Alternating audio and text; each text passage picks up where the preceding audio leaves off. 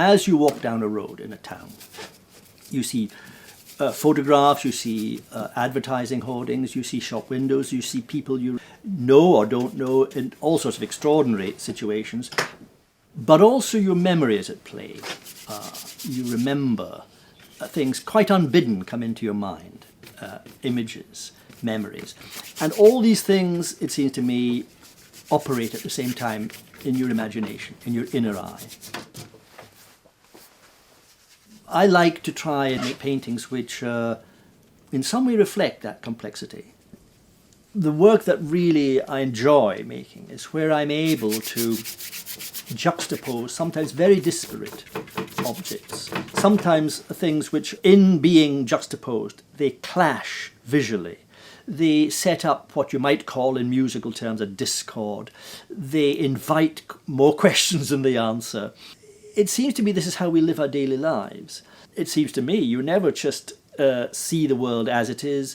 Always things are redolent of something seen in the past.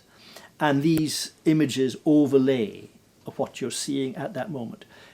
And what I would aspire to make paintings which are part observation and part memory, because that's, it seems to me, one of the richest ways of seeing the world.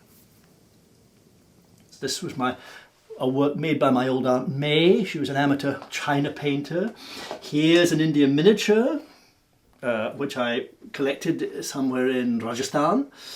Here is a Nepalese teapot.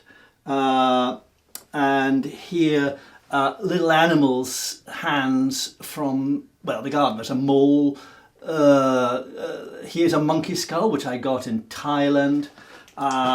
Here is the little head from the puppets they have in Sardinia. Here's some lovely Indian toys. And look, here's a butterfly that's just flown in the summer and expired in my room here. Memorabilia from all over the place, and every time I look at this, it brings me back instantly over the years to where I found it or collected the piece. Memories crowd in from the past, and objects are often a springboard to memory. Art is where you try to make sense out of all this, to make an image, an icon, which in some ways marries you can unload these memories on. Now, the thing about travel for an artist is your eye is rapacious. You see such wonderful things.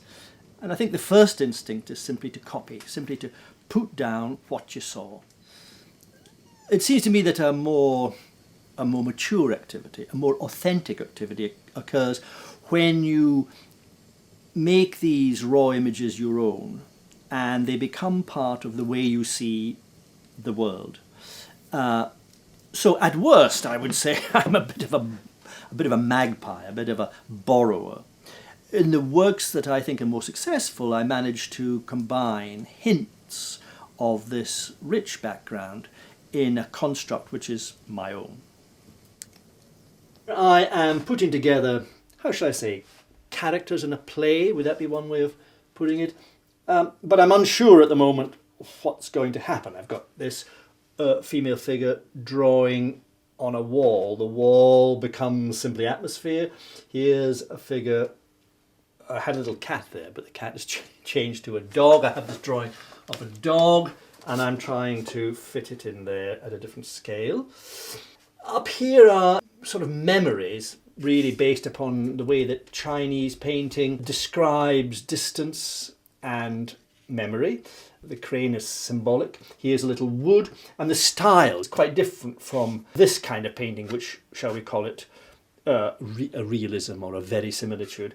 So I think this illustrates this idea that I talked about earlier of overlaying what one sees with what one remembers. I cannot think of a time when I wasn't interested in making art. Not that I wasn't interested in other things. I've been involved in music since I was a kid as well, and all these things, language, music, philosophy, should we call it that, the thinking about things, they've all informed the work that you do. You don't make painting in isolation.